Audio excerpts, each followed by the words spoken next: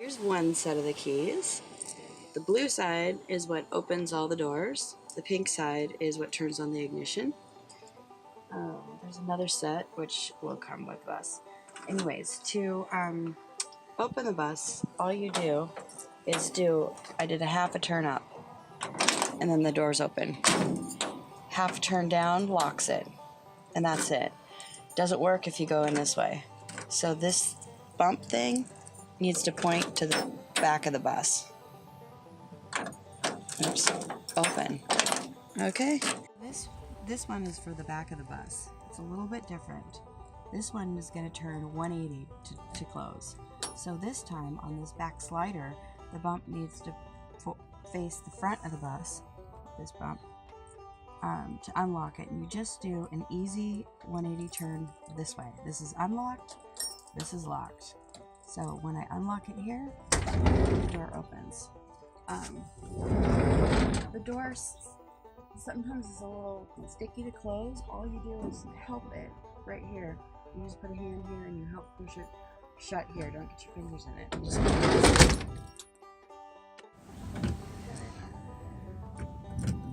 So all of these, by the way, are still on the blue. There, okay. You got to get this key all the way in like this. And then for some reason, if I push it just once, it won't unlock. But if I do 1, 2, then it unlocks. Why that works, I don't know. That took me 6 months to figure out. I thought this hatch didn't open 2 times and it opens. And this is really nice because you can fold that flat and the air can come in, and I have this little cup holder here for your coffee. The last thing, this one doesn't work. So everything else works. This one is just simply always open. It creaks, it goes up to that, it stays open, and you can work on whatever you need to work on. When you go to open the pop top, the first thing you need to do is walk around to the front of the bus and undo this latch. You'll screw up the pop top if you don't, or put strain on it. To undo it, you just go like that, and then this easily slides off. This now is free to move up and down a little bit. When you're driving, it's tighter to have it down, so you just hook this thing back around and go like this, and it keeps the pop top tighter. So we're going to show you, this demo is how to open the top by yourself. So I'm going to just put it up like that. So step 2 is you come inside the bus, and these are the clamps that hold this thing down. You pull a little, you twist, and it opens up like that. There's one on the other side, you do the exact same thing. There's only 2. You have done the latch, you've done the 2 pulley things. I wanted to show you one thing here. This is all the material for the pop top, and it goes straight when you open it up. Sometimes it hangs down like this and it blocks the driver. So I just gently tuck it in this open space. Anyways, to open up the pop top, you just take this handle here and you push up. And I'm too short, so I have to have something to stand on. So I stand on this. And then you just get all the way up here and all the way up here. What you're hearing ripping isn't really ripping, it's just this Velcro. So most of the time, this is the one that's broken. I just like the breeze coming through here, but these kind of provide privacy. This one works perfectly. This is the top, and this is, I never put anything hard up here because it's just the top of the bus. So I usually put like my bedding and sleeping stuff and stuff like that up there. It keeps it clean in a way, and then you can pull it down at night and make your bed or whatever. One thing, when I'm pulling this down, I do guide the material so that it comes into the bus a little bit. And that's it, it's not much. I can deck down so I can pull it. So when the awning is open, sometimes it points down a little bit this way. And this is just sitting on here. So this door here can sometimes be a little stuck to open and close. What you need to do is just gently lift this up like this, and it just needs like 1/4 inch, and then that door glides. So that's kind of what I mean by if something's not working easily, probably something a little wrong. So you just put a little pressure on this right here, and the door will easily fit by and close and open even when the awning is in the out extended open position. This is the little kitchen thing. Reason this still is in here when I got the bus too, but it's kind of handy to go like that. Obviously, you don't cook here with this. This I take outside and I take it to a picnic table because it's propane, and that would be crazy. But this works pretty simply. You just pump on this, and down here you put a vessel, you'll figure it out. There's a hose. And this just slides out. And it goes around like that, and then there's more hatches here for stuff.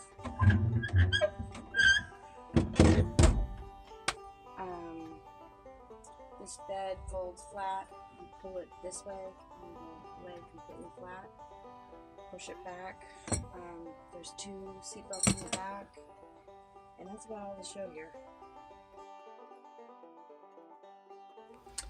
So back to the keys. The green opens the bus. The pink makes the bus go. The first thing I want to show you is the different things on here, the signals and stuff.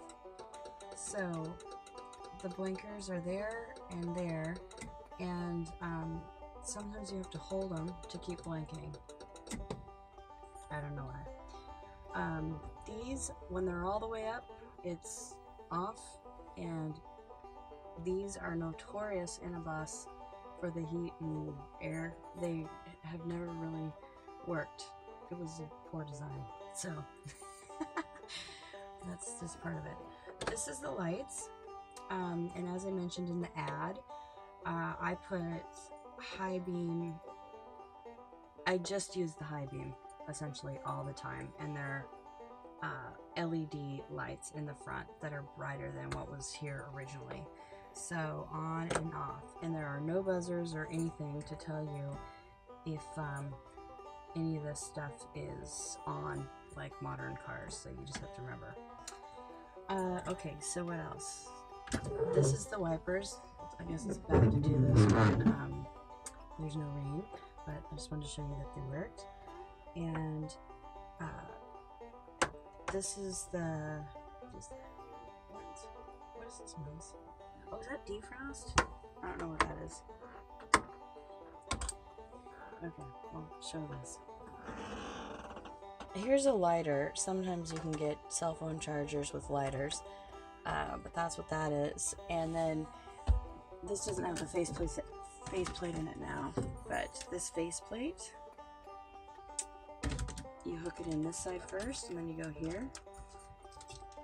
Is that how it sounds now? Yeah, there. That's to remove it. There's a little button down here, and you push it, and then it just slides out like that. And you can put it wherever you want. This thing I use for my cell phone right here, and this thing is super handy. It's actually a rudimentary cup holder. It's the ashtray convert thing, and I'll put the original ashtray in it. And this is your GPS.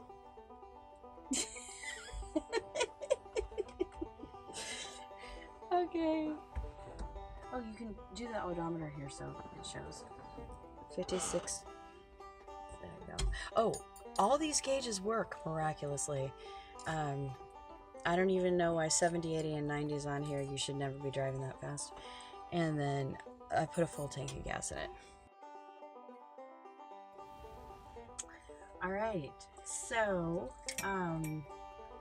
to start the bus, you obviously need to put the clutch in unless you have a neutral, but it does take a minute to warm up, especially when it's been cold. And it's better to let it warm up because it might die at a stop sign or something like that. It'll always restart, so you just can't panic. But, so I can tell I'm giving it a little bit of gas. I didn't enough because I was talking.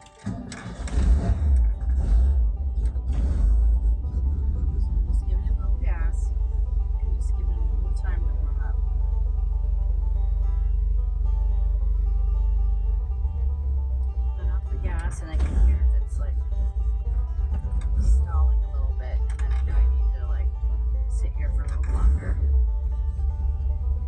It's old school, man. So you just have to be patient and not in a hurry.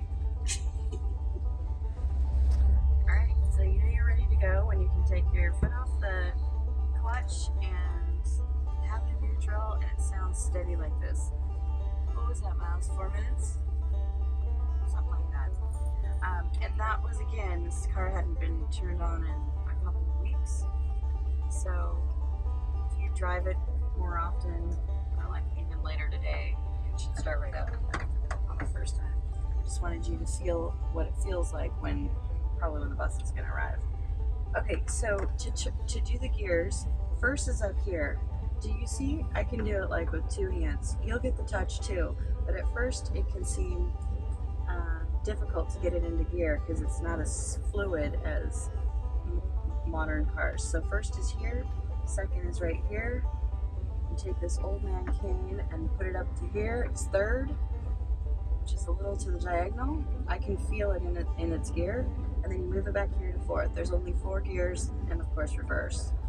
So to get into reverse, you actually push down on the cane, move it over, and down this way. And it makes that sound. And that's it popping into reverse. Again, until you get the hang of reverse, actually I always, back it in so I can easily take off in first, or if I'm parking in a parking lot, I park so that I can pull out forward, because reverse is tricky to do, and you don't want to have a hard stop in front of you like a car or a cement wall. Or a cliff. Or a cliff. Okay, so now we're gonna roll. So I'm gonna take the e-brake off, and you can see that the e-brake was working.